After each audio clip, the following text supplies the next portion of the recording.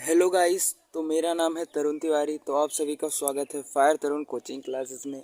आज हम बहुत ही ज़्यादा इम्पोर्टेंट टॉपिक करने जा रहे हैं, जो बोर्ड में हमेशा क्लास 10th वाले बच्चों के लिए यह है, जो बोर्ड में हमेशा क्वेश्चन आता है कि पुष्प की नामांकित चित्र बताइए और उसका वर्णन भी कीजिए। तो मैं आज आपको बहुत ही इजी तरीके से बताने जा रहा हूँ। डिफिनीशन आप अपने मन से लिखेंगे, ये जान लीजिए, और साथ साथ मैं आपको बताऊंगा कैसे लिखना है। तो सबसे पहले चलिए स्टार्ट करते हैं। तो पहली बात देखिए, ये हमारा क्या है, पुष्प। आपको सेम ऐसे फिगर बनाया है, मैंने बहुत इजी फिगर बनाया है, तो आप लोग भी ऐसे ही बनाने का ट्राई कीजिएगा, ठीक। तो सबसे पहले पुष्प जानिए क्या होता है। देखिए, पुष्प पौधे का वह भाग होता है तो जो जनन की क्रिया में भाग लेता है। जैसे अगर मान लीजिए आपको पुष्प के बारे में लिखेंगे आप, तो सबसे पहले यह लिख सकते हैं कि पुष्प पौधे का वह भाग है जो जनन की क्रिया में भाग लेता है, और फिर उसके निम्नलिखित भाग हैं। अब निम्नलिखित भाग में देखिए, सबसे पहले बात करते हैं नीचे से। तो हमारा क्या है, बाह्य दलपुंज। आपने पेड़ों में देखा होगा, जब फूल होते हैं तो उनके ऊपर, जब खिले नहीं होते हैं तो एक ग्रीन ग्रीन कलर का उनको प्रोटेक्ट देने के लिए होता है, सहायक भाग होता है। बाह्य दल पुंज हमारा क्या होता है, पुष्प का सहायक भाग होता है। और आपने देखा इसका कलर क्या होता है, यह हरे रंग का होता है, ठीक है।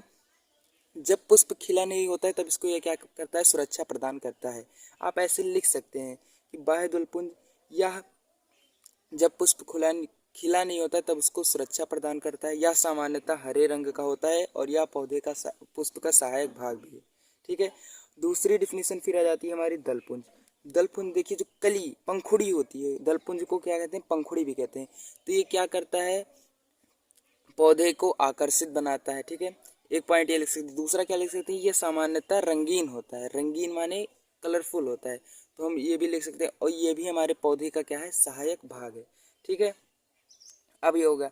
अब देखिए, हमारे जो पुष्प में होता है, दो होता है, एक जैसे नर और मादा होते हैं, ऐसे ठीक पुष्प में भी क्या होते हैं, नर और मादा युग्मक पाए जाते हैं। तो नर युग्मक में इसमें जो जाते हैं, हमारा पुंकेसर हो जाता है, और फीमेल वाले में स्त्री केसर। तो देखिए, जो हमारा पुंकेसर होता है किस किस से मिलकर बना होता है, हमारा यहाँ पे हो गया परागकोश, और ये क्या हो गया, तंतु। तो ये देखिए, तंतु से जुड़ा। इस पराग कोश में क्या पाए जाते हैं, परागकण। देखिए मैं बताता हूँ कैसे होता है।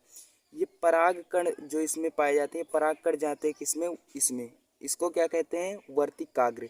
वर्तिकाग्र जाते हैं, फिर यहाँ पे एक नलिका निकली होती है, जिससे आकर यहाँ पे क्या मिलते हैं, ऐसे होता है। जो मादा युग्मक होता है, तो नर युग्मक और जब मादा युग्मक मिल जाते हैं तो निषेचन हो जाता है, जिससे बीज का निर्माण हो जाता है, ठीक है। अब देखिए, यहाँ पर बात आ करते हैं वर्तिकाग्र। ये हमारे किसका भाग है, स्त्री केसर का भाग है। ये थोड़ा सा चिपचिपा पदार्थ होता है, ठीक है, स्त्री केसर का। फिर यहाँ इसके नीचे आएंगे तो ये आपको क्या मिल जाएगा, वर्तिका, और ये नीचे आएंगे तो अंडाशय। ठीक इसी तरह का पुंकेसर में क्या होते हैं, परागकोश और तंतु। अब हम इन सबकी डिफिनीशन लिखने चल रहे हैं। तो चलिए यहाँ पर जैसे पुष्प की संरचना, तो हम सबसे पहले पुष्प की बात करते हैं। पुष्प होता है क्या, तो पुष्प पादप का वह भाग है जो जनन की क्रिया में क्या लेता है, भाग लेता है, और इसकी निम्नलिखित भाग है। बहुत ही डिफिनीशन है, पेपर में लिख कर आएंगे, एक भी नहीं नंबर कटेगा, ठीक है।